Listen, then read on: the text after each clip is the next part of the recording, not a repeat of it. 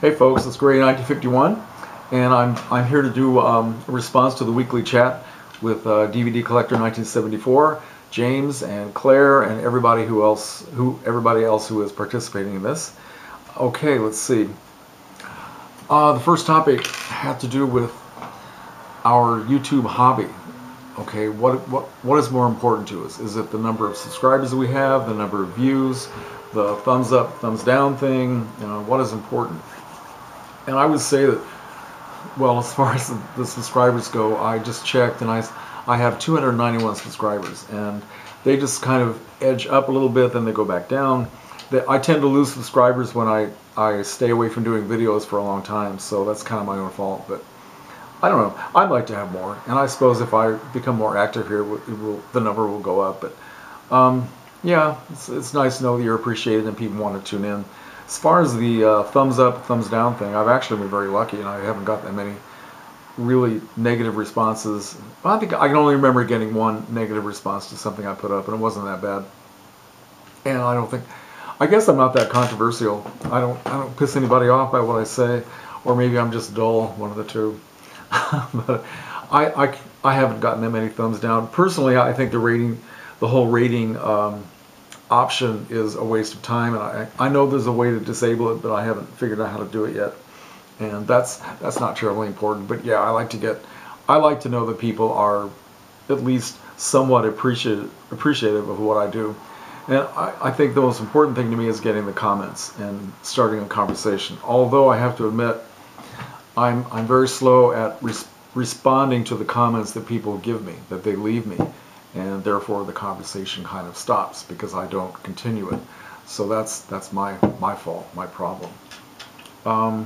Okay, I guess that's one final comment. I'm not one of these people who would ever say that I don't give a damn what people think or if anybody watches at all, because I do this for myself.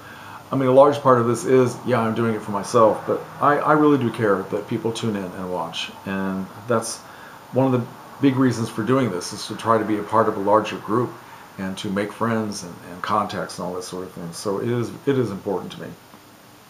Second topic had to do with how have our tastes in movie watching changed. And I would like to think that I'm becoming a little more adventurous in the kinds of movies that I'll watch, and to watch more and increase my experience and my knowledge. But the truth is, I have a habit of watching the same movies again and again and again. And I think, as much as anything else, it's kind of a comfort thing that it's a way to relieve stress. Which for me, sitting around watching TV is largely a way to zone off from the real world and just relieve stress. That's what TV is for me. TV for me has always been curling up on a couch in a darkened room and watching a relatively small screen with the volume down at a kind of a very low level, so I can just relax. Now, whether I'm watching a TV show or a video, that's kind of how I look at it. And the whole concept of the home theater with a large screen, which I still don't have yet, and the sound system and all that, and really turning a living room or a TV room into a theater, that's something I haven't done yet. So in a way, I'm really not anxious to give up that concept of TV watching that I already have. But that's enough about that. As far as the kinds of movies I like to watch, I think that there are some things that I've tended to lose interest in over the years, like westerns. I don't watch as many of those as I did when I was a kid. I used to like to watch war movies, and I don't watch those anymore.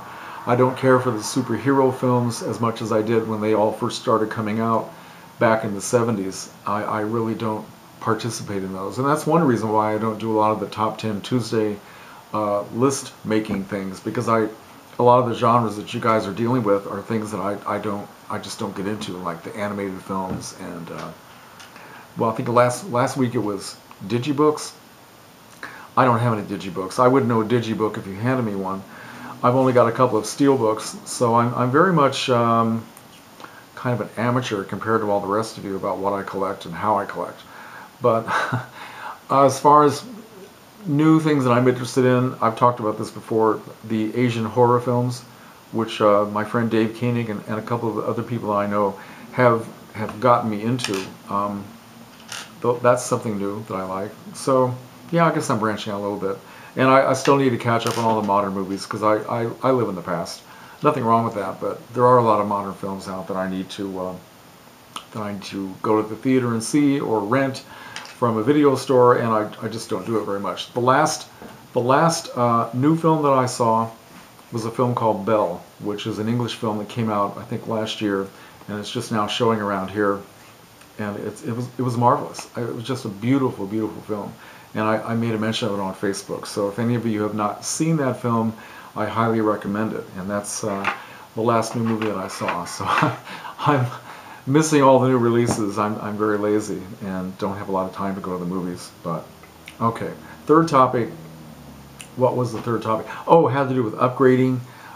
Do we feel it is kind of a money pit? Well, of course it is. I mean, that's why these video companies are doing it. And I think that in a way,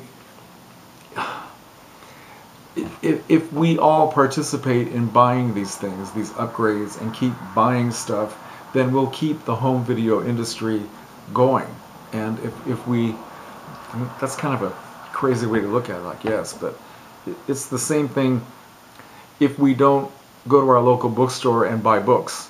If we don't go to our local bookstore and video store and buy DVDs and DVD packages and all that, then these places will have no reason to exist. That's one way to look at it. But it's also, I think we all have to reach a point where we ask ourselves, do we have enough?